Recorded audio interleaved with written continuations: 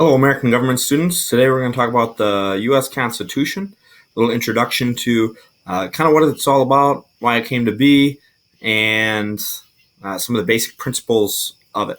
So, in general, a constitution is a set of basic principles and laws that state the powers and duties of a government. Oftentimes, we think in our own terms that the Constitution is only a United States thing, right? Well, the U.S. Constitution is, but constitutions exist all around the world, right? It's basically just a document that sets up a government. Ours, though, is probably the most famous version. The reason? It's been pretty darn successful, and it's been around for a long time. It's got good longevity. It was ratified by the Ninth State on June 21st, 1788. It took 9 of the 13 original states in order for this to be passed and made into law. And that, as I mentioned, that happened in 1788. With that, almost a year later is when the new government would actually take place and go into effect in March of 1789. The majority of the Constitution was written by James Madison. He's known as the father of the Constitution. They aren't all of his ideas, but he took the ideas of people at the Constitutional Convention and put it into this document we now know as the Constitution. So a little history here. Why did we need the Constitution in the first place? We actually had another government set up before the U.S. Constitution, and it was our government under the Articles of Confederation. The Articles of Confederation was very different from that of the U.S. Constitution. There was only one branch, the legislative branch, so there was no president, there was no executive branch, there was no judicial branch, which interpreted the laws to make sure that they were constitutional. It was just that legislative branch. The Articles of Confederation also gave most of the power to the states. So the federal government had very little power, which was done on purpose, right? After the Revolutionary War and all the problems with the British tax acts and things like that, they wanted to make sure that no single person gained too much power again, like the king did when we were ruled by Britain. So they wanted to make sure that that power was separated between all of the states and they could kind of rule themselves. The problem is we ended up functioning more like 13 individual countries than we did 13 individuals or 13 United States. So with that said, our framers met in Philadelphia to try and change the Articles of Confederation, to adopt it, to amend it, to do whatever they could to make it work. What ended up happening is a lot more debate than anticipated, and they realized they kind of had to scrap the whole thing and start over. And in the end, what came about was the U.S. Constitution with the first 10 amendments called the Bill of Rights. In this Constitution, it's broken up into 7 articles. Articles are basically chapters. And even before all this starts, we also have something called a preamble. The preamble is the introduction, right? I'm sure a lot of you have heard how this starts. We, the people of the United States, in order to form a more perfect union, right? And explains the purpose of this document. But then it goes into the articles. The first 3 set up the 3 different branches of government. The legislative branch, which makes laws, the executive branch, which enforces those laws, and the 3rd article talks about the judicial branch, which interprets the laws. The 4th article talks about the states and what their role is in this government. Talks about the powers that they have and what they can and can't do. The 5th Amendment talks about amendments. Our framers realized that they were going to make as perfect of a document as they can, but nothing's ever perfect the first time. So there probably at some point will need to be changes to it. And the 5th article talks about how that happens. How many states would have to be okay with a change or an amendment, and how many members of Congress also would have to be okay with a change or an amendment to the Constitution. 6th article talks about national supremacy. This basically states in the simplest form that the U.S. Constitution is the supreme law of the land. So any law that is made afterwards has to follow the Constitution. As long as it follows the Constitution and doesn't break any of the key principles, it's an okay law to make. And lastly, Article 7 is ratification. Simply put, this is just a list of signatures of the people and representatives that sign this document saying that they agree with it.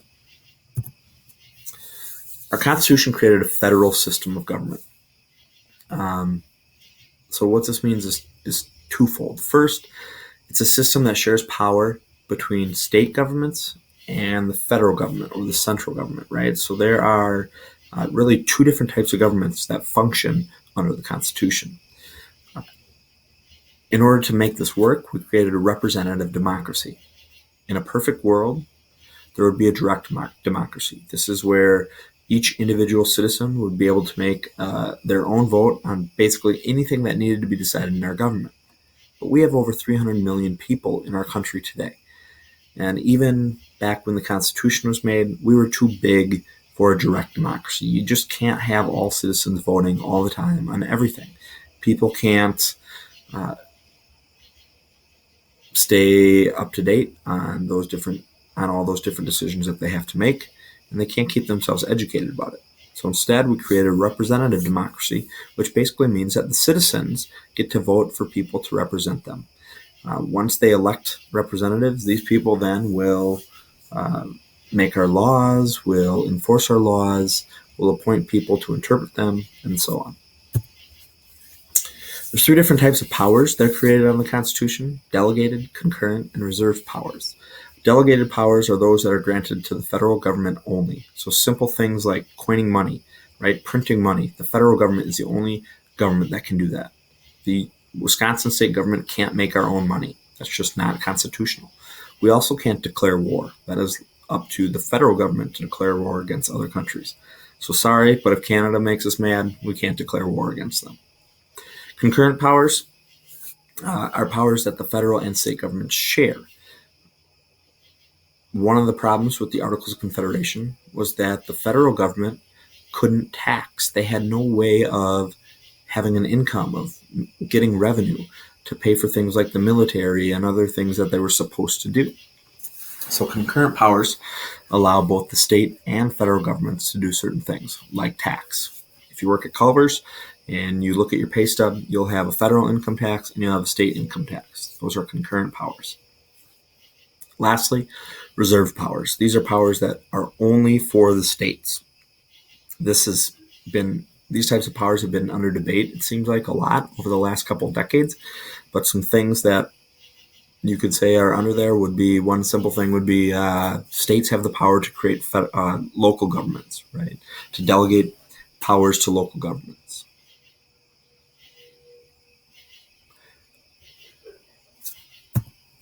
All right, next, the three branches of government. As I mentioned, the first three articles of the Constitution, 1, 2, and 3, talk about our three branches of government and set those up: the executive, legislative, and judicial branch. Once again, a key thing that our framers wanted to make sure of was that nobody gained too much power. So they created something called separations of power, right? It's designed to balance each branch against the other. It keeps any single branch from becoming too powerful. They have to basically check with other branches before they do anything major, and it balances out the power between them. So, for example, a couple of these things. The legislative branch can make bills and get those passed, but they can't become law until the executive branch says, yes, I agree, I'm going to sign this into law. Or if the executive branch doesn't like it, they can veto it and they can pass it back to the legislative branch. Let's say the executive branch does sign it into law. Then it's up to the judicial branch to decide whether or not this law is actually constitutional. And if it's challenged in our judicial system, they can actually make the decision that no, this law is not constitutional. It does not follow the supreme law of the land, and therefore it's no longer a law that our country can have. Those checks and balances are pretty key things. This little flow chart here does a great job of explaining some of those checks and balances, right? The idea of vetoing bills, the idea of declaring laws unconstitutional, the idea of approving presidential appointments, and all of these different things that the three different branches can do. All right, let's start with the legislative branch. The legislative branch, or our U.S. Congress, is located in the U.S. Capitol building in Washington, D.C., and it's broken up into two different parts, the House of Representatives and the Senate. Let's talk first about the House of Representatives. The House of Representatives currently is made up of 435 members, and each state gets a certain amount of representatives based on their population. So, for example, Wisconsin has 8 members of the House of Representatives. A place like North Dakota has 1 because their population is a lot less than us. California, on the other hand, has over 50 representatives because they are the most populated state in our country. Members of the House of Representatives represent a specific district within that state. So, because we have 8 members of the House of Representatives in our state, we have 8 districts. And if you would like to be a member of the House of Representatives, you have to be 25 years old. You have to be a citizen of the United States for at least 7 years. You must live in that state, and you must live in the district that you represent. So, for example, somebody can't live in Green Bay and represent the district that we live in because they're not in the same district. They have to live in that area. They would represent the district that Green Bay is in. And lastly, once they get elected, if they meet all these requirements, they serve a 2-year term before they have to go up for re-election again. So you can see here, this map does a good job of showing all of the different congressional seats that there are, right? So Wisconsin has 8, Minnesota has 8, North and South Dakota each have 1. Then you look at some of the more populated states like California with 53, Texas with 36, Florida with 27, and that's all based on their population. Second part is the Senate. There are 100 senators. Basically, this is the equal representation part of our Congress. Each state gets 2 representatives, and those representatives, or senators as we call them, represent the entire state, right? So currently in Wisconsin, we have 2 senators. One is Ron Johnson, a Republican, and the other is Tammy Baldwin, a Democrat. They both represent the entire state. Just like members of the House, they have certain requirements that they have to meet. So that a senator must be 30 years old. They have to be a U.S. citizen for at least 9 years, and they have to live in the state or be a resident of the state that they represent. When they get elected, it's considered kind of a higher office, so they actually get elected for 6-year terms. And just to make sure that we don't have a brand new Senate every 6 years if people don't win, we do re-elections every 2 years. So every 2 years, 1/3 of the Senate goes up for re-election. That way, we'll always make sure that we have some veterans in our U.S. Senate. At this point, there's no term limits. There's no law that says how many times somebody can be elected. Although that's something that's often discussed in campaigns, people saying that they want term limits to make sure nobody gains too much power. But at this point, no such thing. We're going to skip that video clip. We're going to move on to the executive branch. As most of you know, here's the White House. This is the headquarters of our executive branch. So under the Constitution, it says that the executive branch enforces the laws that Congress passes. It's their job to enforce that. The president is the head of the executive branch, and the other person, according to the Constitution, that's part of the executive branch, is the vice president. The vice president technically, though, doesn't get a lot of powers. That's more based on what the president wants him or her to do. This is the most powerful elected official in the country. At least that's what most people would argue. And because of that, there are the most stringent requirements. You have to be a native-born U.S. citizen. This is something that's come up for debate as well, but what most people believe is that you were born a U.S. citizen on U.S. soil is what most people believe. You have to be at least 35 years old. You must be a U.S. resident for at least 14 years. You have to serve you get to serve a 4-year term. And after the 22nd Amendment to the Constitution, you can only serve up to 2 terms. That changed after President Franklin Roosevelt was elected 4 times to the presidency. And after that, they created a constitutional amendment limiting presidents to 2 terms. Lastly, the judicial branch. This is the U.S. Supreme Court building. And the judicial branch is a system of federal courts headed by the U.S. Supreme Court. So their job in general is to decide whether laws are unconstitutional. They also hear federal cases, right? So cases that have to do with federal laws, whether it could be whether a company is arguing whether or not they actually broke a law, or whether a company maybe is arguing whether, or an individual is arguing whether a specific law is constitutional or not. This is something that the federal courts would hear. It's up to the president. So that, talking about one of our separations of powers, one of the powers that the president gets is to appoint all federal justices, all federal judges. However, they can't just appoint anybody that they want, because the legislative branch has to okay those appointments. When they do get appointed, however, it's a life appointment, so they don't ever have to be appointed again. They don't get reelected or anything like that. They get this job as long as they're able to serve their country, and as long as they would like to serve their country. They can retire, but oftentimes you'll see many of these people serve in their positions up until their 80s. When they die, or when they finally decide to retire at a very old age. The Supreme Court, which is the highest court in the land, the last court in the land, only reviews about 100 cases a year. So if a case gets to the Supreme Court, it's usually a pretty big deal. The idea is that if it gets to the Supreme Court, it's going to affect a lot of people. It's going to affect a lot of lives, a lot of groups of people throughout the country. 9 justices sit on the court, and basically it's a simple majority. So when they decide to vote on a specific case, majority wins. The Chief Justice is the one that leads the court, and he's kind of like the head of the Supreme Court. Currently, our Chief Justice is John Roberts. Lastly, responsibilities of citizenship.